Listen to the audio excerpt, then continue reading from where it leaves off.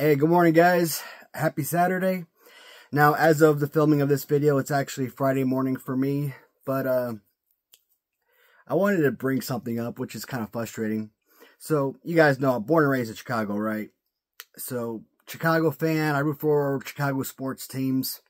I am a Cubs fan, but unlike a lot of Cubs fans who are like, I'd rather see the White Sox lose than the Cubs win, and vice versa. White Sox are the same way. I hate that. To me, what's good for the city is good for the city.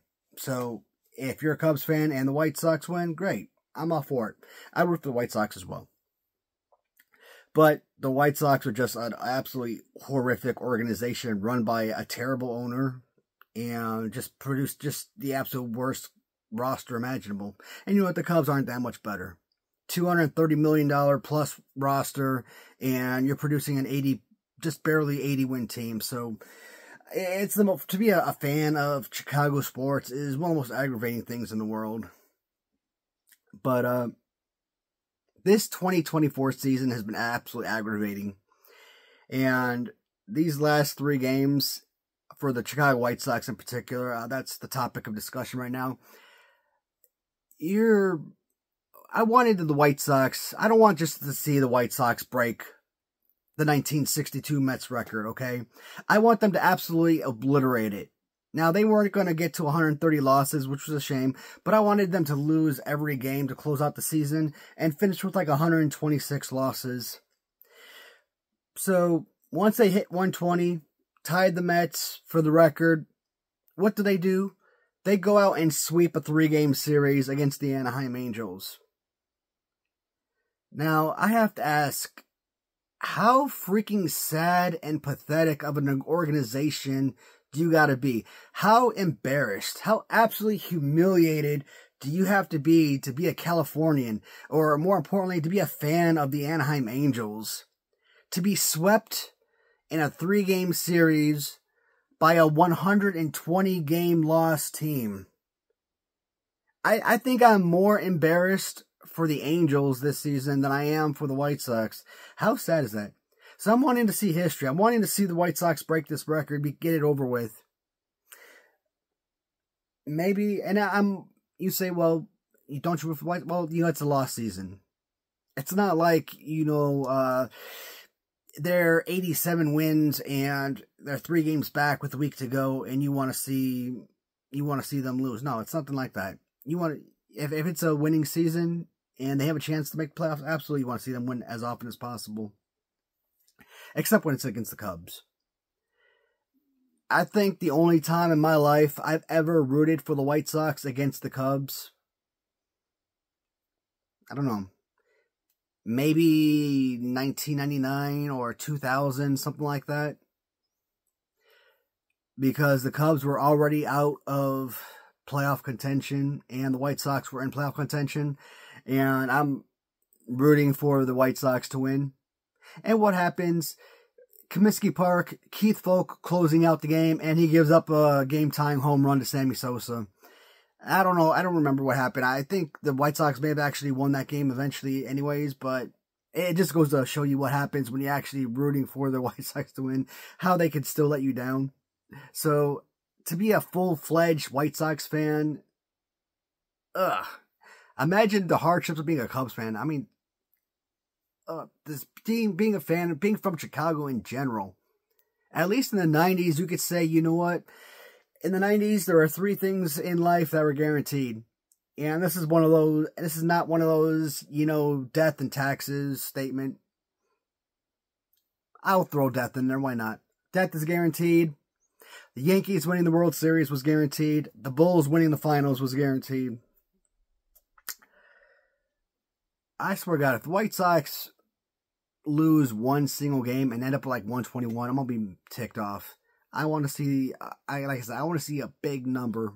123, close out, being swept to the Tigers. Let's get it done. All right, let's move on. Last night, Thursday, the Series 4 release from Zombie Sailors, Heels and Faces. Zombie Sailors, Heels and Faces released Series 4 on, I believe it was Purple Card. And you got Bloody Ric Flair, Abdullah the Butcher, and Bad News Brown. There's two other characters. I think some guy named Mike Awesome. I have no freaking clue who that is. And I believe there was a Japanese wrestler. He may have been American, but he had a Japanese name, I believe. So I'm going to assume he's good. He's a New Japan Pro Wrestling superstar. Again, I'm not familiar with the name, so I have no idea who he is. I didn't really research him or anything like that, but I went ahead and bought the whole set because collection, right? So if you guys haven't already done so, be sure to get yourself on Heels of Faces and pick up that set. And my buddy Rod, it's so weird calling him by a name now, associating a name now. But man, I've talked in the past during my reviews. I understand with like Zombie Sailors and pretty much any of these toy companies, you want to put your own footprint on your collection, on your figures. Make them unique, make them stand out, make them different from what everyone else is doing. But the thing about Zombie Sailors, and it's one of the reasons why I disagree with so many people out there that say Zombie Sailors has some of the best Hasbro-esque style figures, and some of those that make the claim, the bold claim, that Zombie Sailors figures are better than Hasbro, which is absolutely insane. None of these retro style mimicked figures will ever come close to the quality of Hasbro. Let's just put that out there straight up, first and foremost. Secondly, I actually rate Grapplers and Gimmicks higher than Zombie Sailors, and I do it for a reason. At least Zombie Sailors, or at least with Grapplers and Gimmicks, their figures are relatively close to Hasbro. Now, when you look at the first set of figures that they released, terrible. The quality of the figures were not good. But as they started releasing more and more figures, they started making vast improvements. And when you look at Hasbro Series 1, moving on to Series 2, a little bit of improvement, not a whole lot. It wasn't until like Series 3 when you start seeing like this massive improvement in figures, right? So yeah, you kind of see what you got at the beginning and you kind of build on and improve on it. And that's exactly what Grapplers and Gimmicks are doing. So yeah, I kind of put Grapplers and Gimmicks a little bit lower than Hasbro. But Zombie Sailors are not as good. I'm sorry. One of the bad things I don't like about Zombie Sailors is that the arms are like excessively long. And Bone Breaking Action, he kind of pointed out, well, I mentioned it in the past videos, and he kind of mentioned to me, like, ever since you mentioned it, it's all I can see. And that's how the arms kind of dangle like E.T. all the way past their knees. I'm like, I hate that. Why do you make like these excessively long E.T. arms? You know, you don't have arms up like this or nothing. They're like, it's insane. The figures look amazing. All right. I highly recommend Zombie Sailors for any collector, any new collector looking to pick up Hasbro style figures. Fantastic. When I do my reviews, I absolutely love the figures. I will always complain about those freaking length of those arms though. Those things kill me. But yeah, I did go ahead and pick up my Series 4 figures last night. And before we get into today's video, which is, of course, the tournament video, I did want to at least bring that up to you guys. So if you weren't familiar or aware that Series 4 was out, I would say get on the Zombie Sailors website before they finally do sell out, because I'm pretty sure they will sell out pretty quickly, especially with this series. The last two guys, Mike Awesome and the other guy I mentioned, I don't remember his name. I don't think those guys will sell out pretty quickly, but I think Bad News Brown will definitely be one of those figures that will sell out immediately. I think that is a highly coveted vintage character. You know, what you're talking about from like Mattel Retros, when you start looking at guys like Iron Sheik, and when you start later on, when you start getting into like Nikolai Volkov release, when you start getting that guys from the 1980s, okay? Bad News Brown fits in beautifully with that mold, so you're not just getting these guys from the 1990s Hasbro era. So I think he will go really, really far. And the Bloody Ric Flair, like I said, looks absolutely killer. So Abdullah Butcher, another 80s, another 1980s era icon. Never wrestled in WWF, but still a WWE Hall of Famer, oddly enough. AWA superstar. Puerto Rico, Japan. So Abdullah Butcher, man, may not be the most finest wrestler ever, but man, his matches were always entertaining, and his figures are absolutely killer. Alright, so today, again, we are on the tournament video, and we are on round 1, part 28. So, let's dive in with today's matchups. And matchup number 1 is going to feature Fuji taking on Lord Alfred Hayes. Next battle is going to feature No Clothes Chic. Okay, yeah, I know what that one is. And he does battle against Mean Gene White.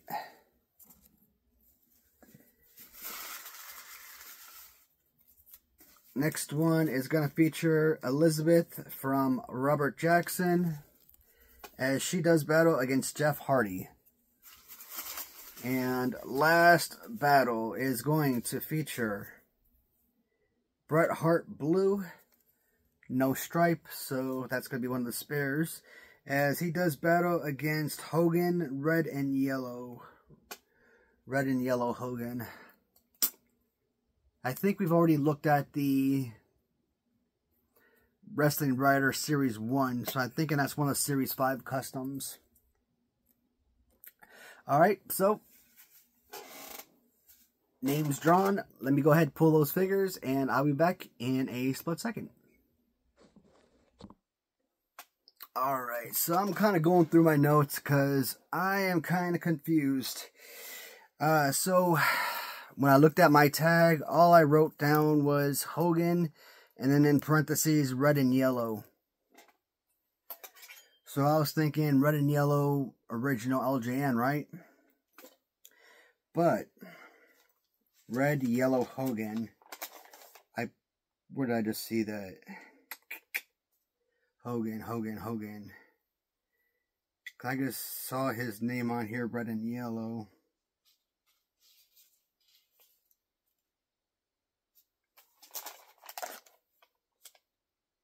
Maybe because here's another one, and I have 2 different customs like this.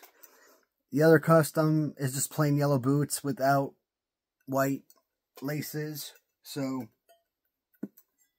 it's very similar to this one, only without, again, the shirt and trunks obviously are like this. It's where you can look at it and really tell. But this one actually has the cross, right? So I'm thinking that's what this one is.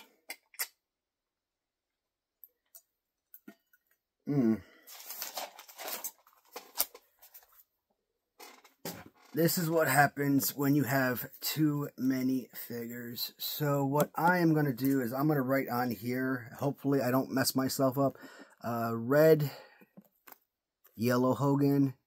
I'm going to say with cross. And hopefully that is the right one, meaning that the original Series 5 Hogan can go back. Alright, Alright, so let's begin, shall we? We're already at about 13 minutes and 40 seconds in. So, first battle was going to feature Fuji as he takes on Lord Alfred Hayes. So, we will start with Fuji. Now, you guys know with all original LJN figures, they all have their own displayable LJN stands, and I've said it a million times, they display great. The seller I buy from, I've been dealing with him for, this December will be 3 years. And I've talked about his store a million times on my channel. Again, bought every single one of my stands, every single one of my AWA stands, a million Bendy's stands. So, let's just say I'm a huge customer, okay? The LJN 8-inch rubber stands, they look great. But they just don't operate right. And this is exactly what I'm talking about. Certain figures, they just do not stand, they don't stand well on the stands. The foot holding doesn't keep them upright. And the little feet placements, they don't keep them in place. You keep it underneath the feet in the back, they lean forward. You keep them in the front, lean back. It just, some work better than others. And figures like Freddie Blassie, like Mr. Fuji, figures that come with canes. And what happens? They fall off the shelf and the accessories break. And I've always said the accessories are more expensive than the figures, and it drives me nuts. And more times than not, you're getting on like eBay or something, and you're trying to bid for, you're paying $20, $30 for Mr. Fuji with cane because you want a new cane replacement. You don't want the Fuji figure, you just want the cane. But then you see people selling on auction just the cane, and it's at $20, $25. It's like, well, shoot. At that price, I might as well get the whole darn figure, too. Yeah. So that made me mad. So many figures have fallen off the shelves and accessories busted. And do I regret buying all of those stands? Let's put it this way. I've talked about these stands. You get them on Amazon, you get like 10 of them. No, you get 12 of them for $40. And they serve their purpose. In fact, I now put Mr. Fuji on this stand, and I slide him underneath my other stand to keep it in place so that it won't fall over. So it looks like he's in the main LJN display stand, but he's not. This is the stand that's keeping him up. It sucks that I have to do that, but anyways, back to the figures.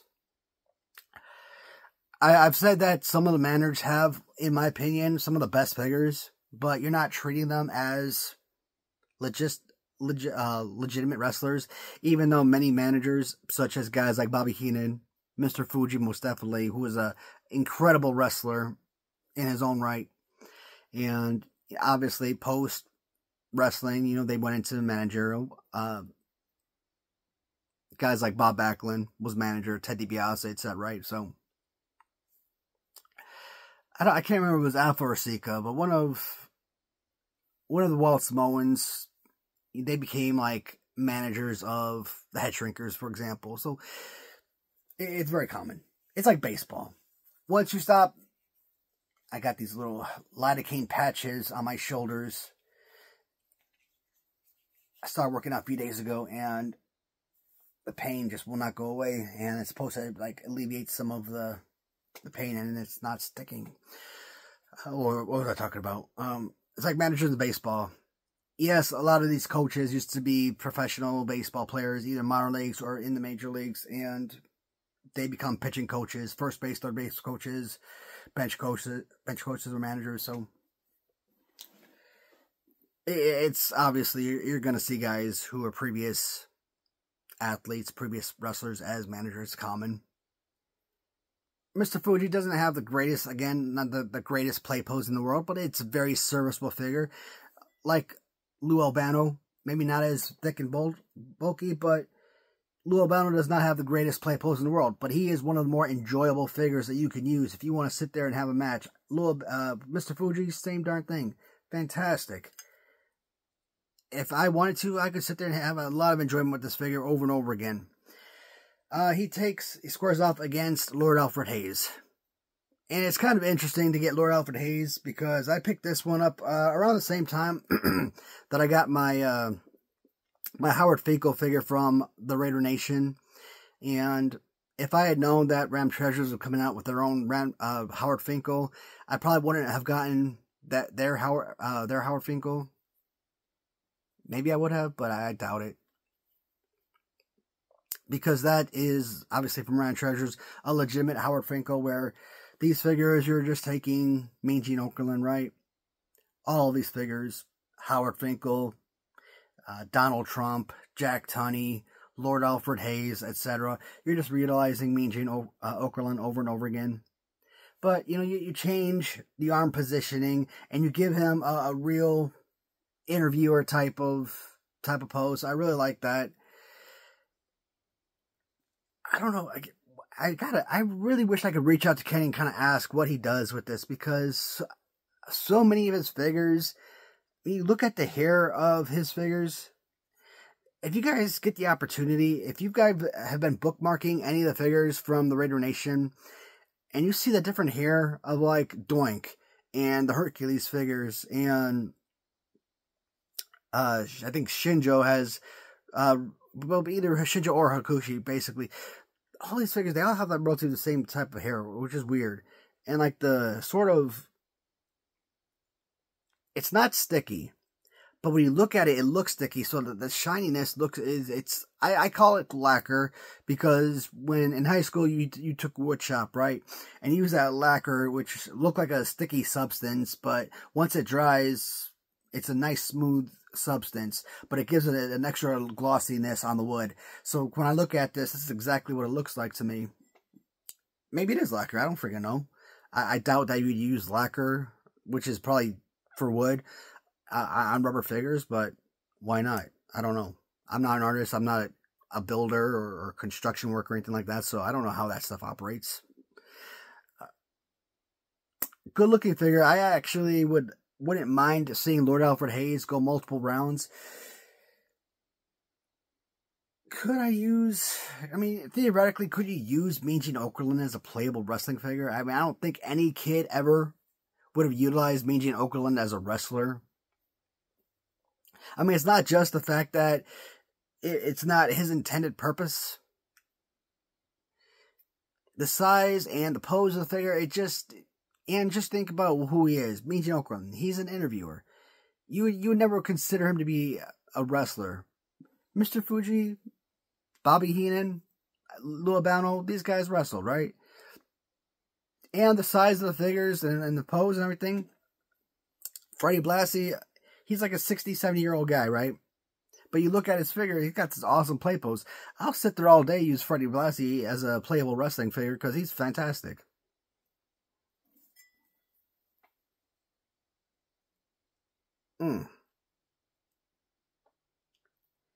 Sometimes you just got to go with the originals over a remake or a customization. And I think Mr. Fuji is a fantastic figure. So yeah, I would like to see Mr. Fuji in round 2. And Lord Alfred Hayes, at least he gets his recognition in this tournament. So he is a one and done.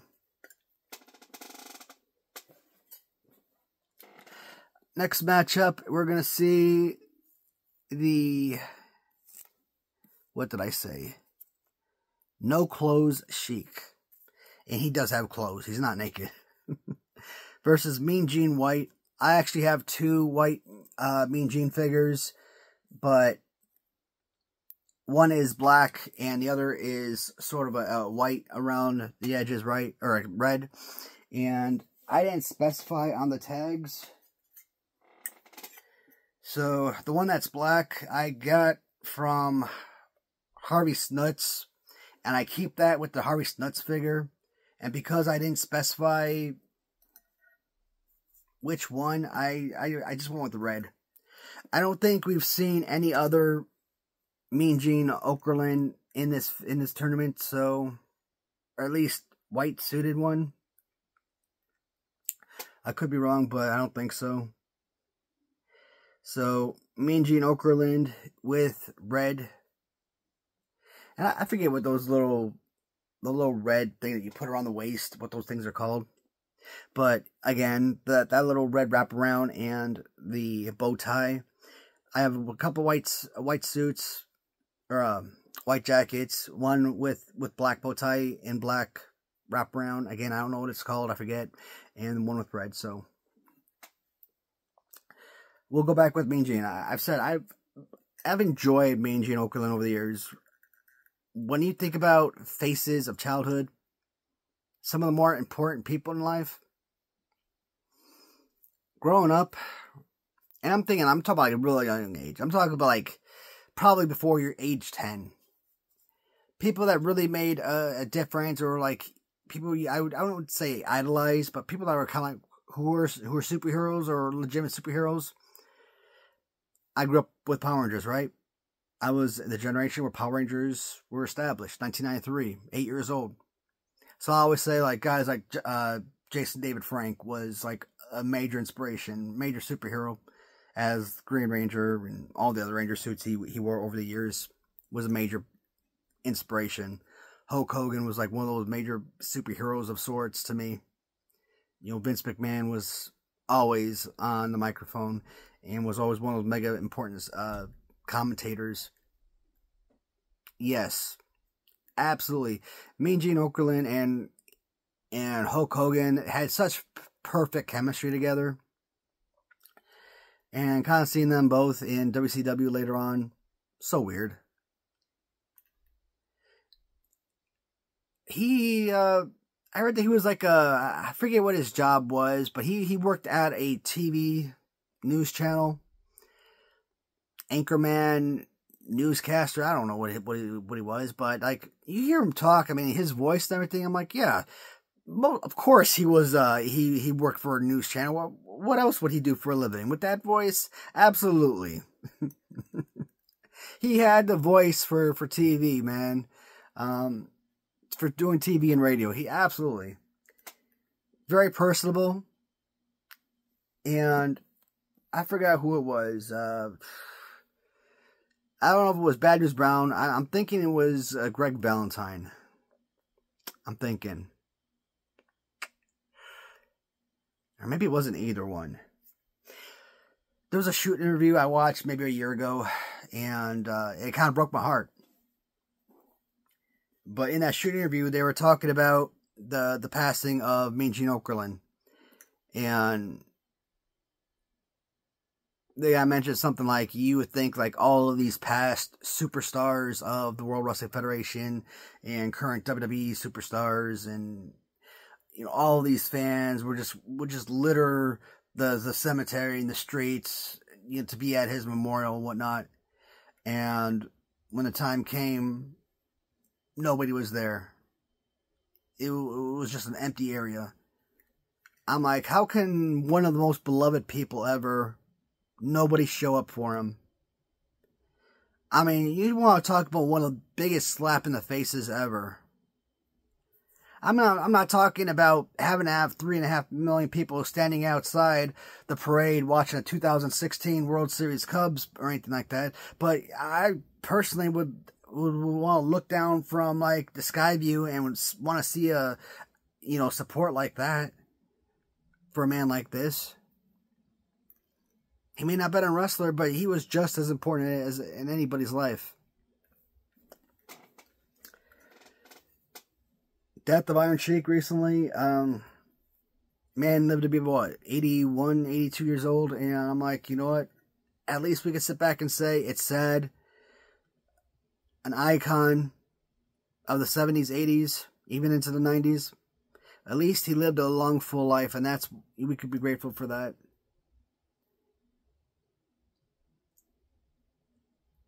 And I always seem to have complained about... I think I would still probably keep the Iron Sheik figure in my top 10 least favorite LJNs. But that's because LJN is just so good with so many figures. So many great figures, so many great poses, so many great looks. But I don't think I necessarily despise the Iron Sheik look as much as I used to. And I mean, I'm still not a fan of the pose, but overall, it's still a quality figure. And when you look at the Colonel Mustafa figure that I have, lights out fantastic.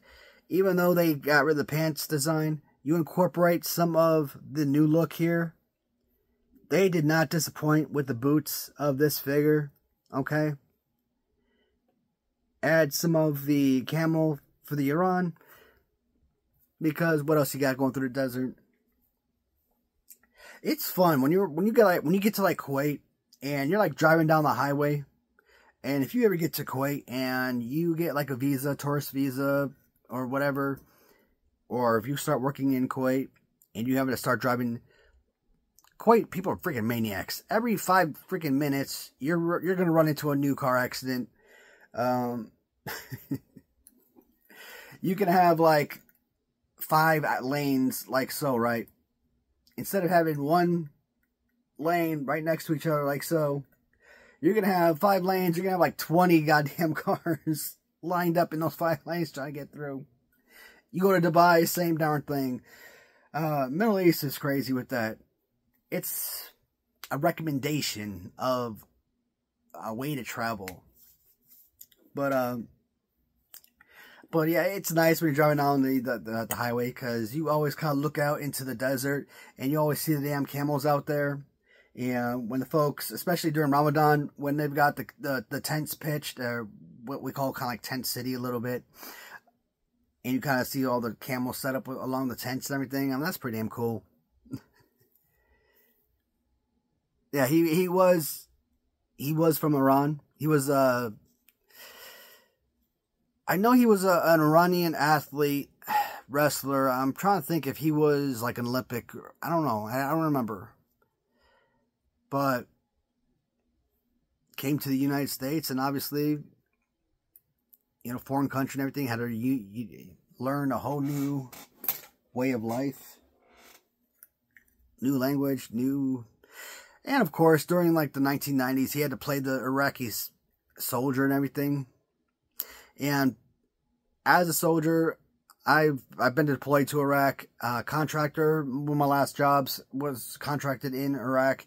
And I'll tell you, first and foremost, you pick up your Iraqi locals who work on base with you. You're in the car, you turn on the radio, and you hear the music. And you think, okay, this is Iraqi music. You're in Iraq. It's Iranian music. Freaking Iraqi guys will get pissed off at you if you sit there and listen to that crap in the car with them. I'm like, I'm over here jamming to the music thinking that these guys are going to enjoy it too. Nah, they hate each other. So I wonder how he felt portraying an Iraqi soldier. But he did a great job. I mean, I don't think he had the pull he did as Colonel Mustafa, the way he did as Iron Sheik. Very nice figure. Again, excellent figure. To me, hands down, Iron Sheik, much better figure. No doubt about it. This one from Robert Jackson is going to feature Elizabeth, and she's going to do battle against Jeff Hardy.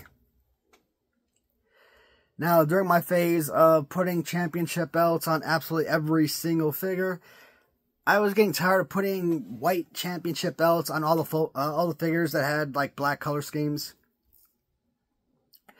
So for guys like Bad News Brown, because he's dark skin complexion, and he got black boots, black trunks. Wild Samoans, because they had black pants. I put red championship belts on like those guys, for example. But like Sid Vicious with the black singlet, white championship belt. So Barry Windham, and I think I put a gray belt on him. But you know, King Kong Bundy, obviously I had to get an extra long belt, but I put a white belt on him. So, but instead of putting a belt on a white belt, I decided to go with a gold strapped belt. I don't know if it works as nice, but and that's what I'm talking about. These rubber belts that you get from Ram Treasures, they look just like the original LJN belts. And you choose your belt color as well as the plate color. These are really the only belts I like. The other belts that are made from laminate, I hate those. Some of them that obviously they have like the little felt backing or the foam, you deal with them, but I don't know a whole lot about the Hardy brothers. Obviously, with Matt and Jeff Hardy, the most knowledge I have is from seeing them in Royal Rumbles. In 2020, 2021, I started watching YouTube, and I started watching a lot of past Royal Rumble matches, and I think like around January 2022, between the end of December 21 till January 2022, I'd stay after work, and I'd watch like the female Royal Rumbles. So like 2018 through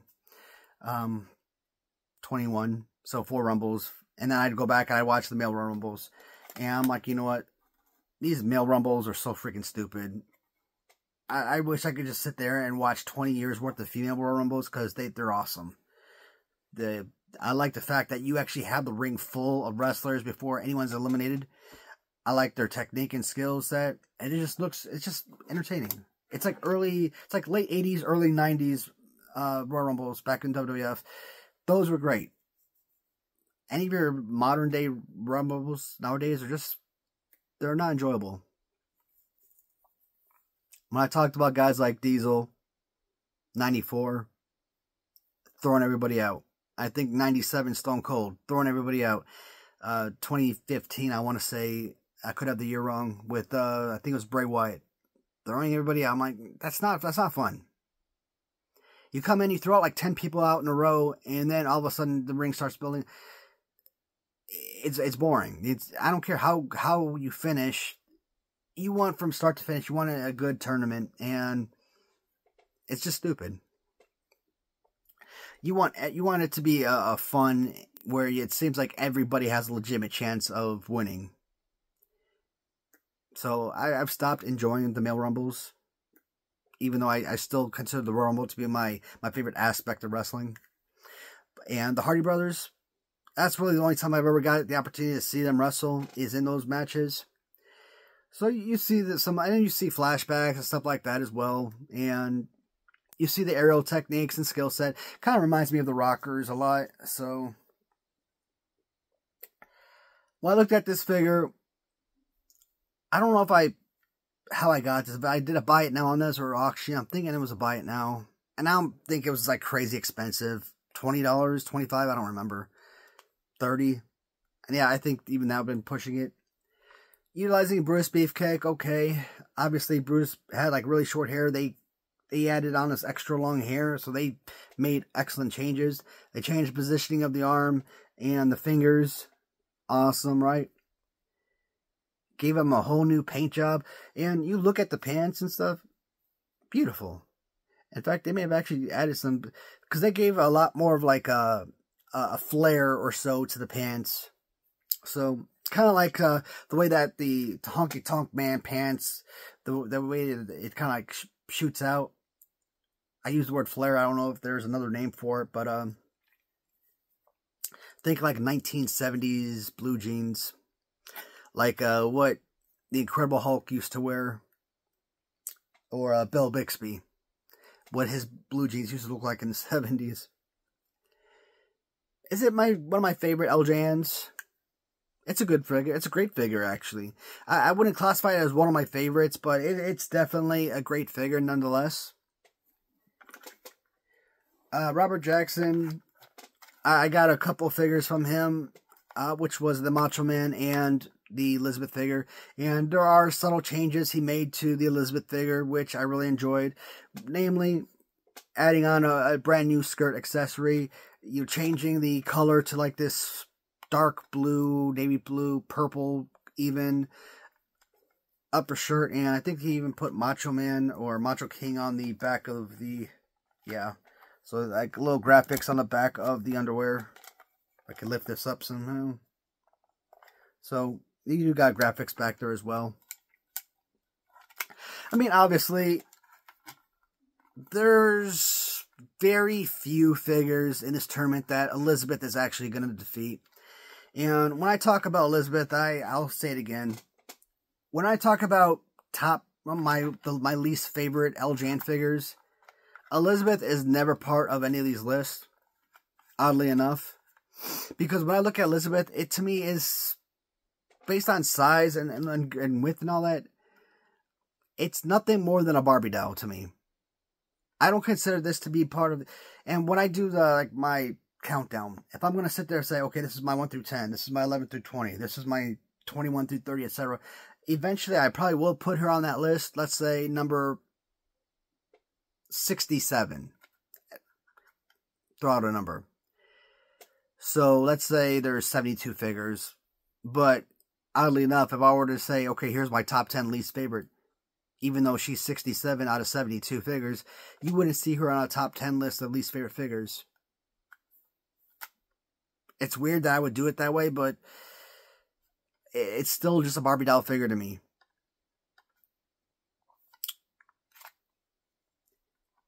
It's very well done, but Elizabeth isn't going to defeat Jeff Hardy. Like I said, Elizabeth, I think in the last My Favorite LJN tournament, the yellow Elizabeth made it pretty far. I think she made it to round 3. But then she went up against Kamala. Like really? Kamala? You're talking one of the greatest figures, period. And, like, that was supposed to be a fair match. Last matchup is going to be Bret Hart blue as he does battle against Hogan red and yellow. So we've seen a number of these figures where I've got like Bret Hart where he and Jim Neidhart are in like all red with like gray boots, right? And it kind of like it's reflective of the LJN poster. Or I got the black and blue pants with black line down the legs, which I got from Wrestling Rider. Then I got the other figures where it's just straight blue pants, which I got from another seller. Because the black stripes down the leg obviously give it more of a graphic. Yeah, if it comes down to this blue versus that blue with black stripe, yeah, I'm going to probably choose that one because it's 100% the exact same figure with just a additional graphic. Bret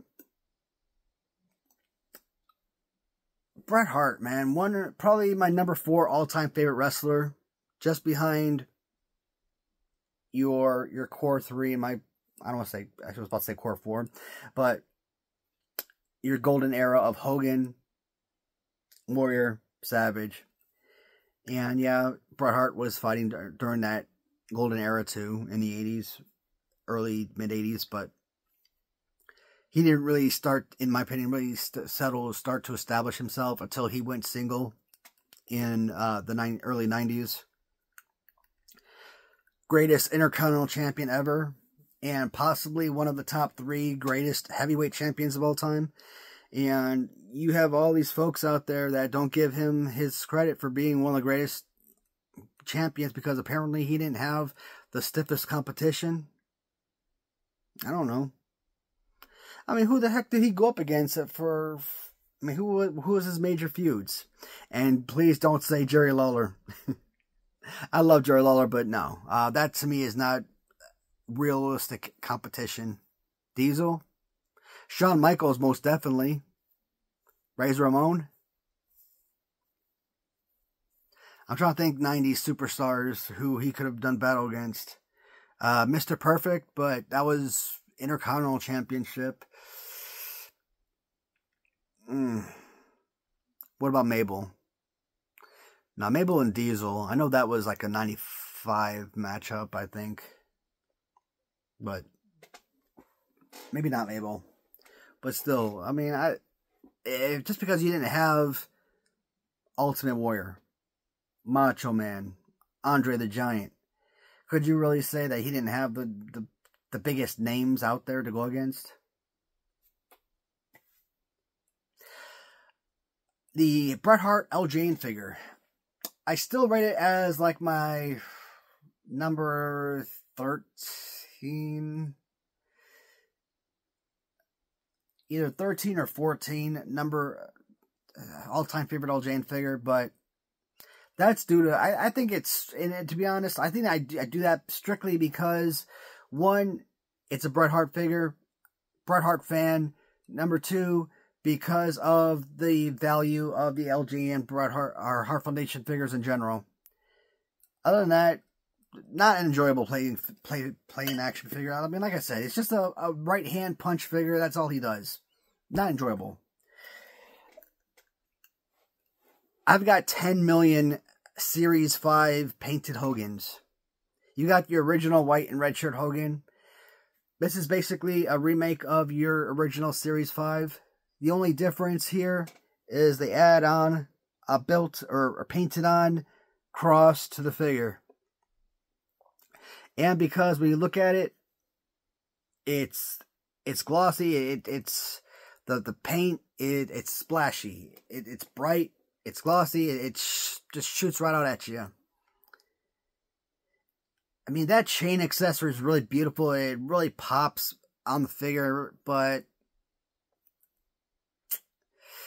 I mean, at almost 45 minutes, guys, I'm not going to make this a really long battle. I think this is super easy. Bret Hart is an absolute easy answer for me. So, and I'm not going to make it a super fast decision just because we're hovering at 45 minutes. If it really was a difficult decision, if it took 50 minutes to get this video made, so be it. But that one, to me, in a nutshell, was a relatively simple choice. So maybe if I stop talking for 10 minutes at the beginning of each episode, maybe then I can start getting these episodes down to 30, 35 minutes. But again, I just don't enjoy going straight into the tournament. I like to at least communicate with you guys a little bit, let you know kind of like what's going on, if you should be made aware of anything. So kind of give you updates here and there. I'd like to make another episode tonight and have at least a couple episodes in queue, and that should cover the weekend. So yeah, that's what I'll do. I'll make another episode, and Saturday and Sunday will be covered. Alright guys, as always, thank you so much for watching, and until next time, goodbye everybody.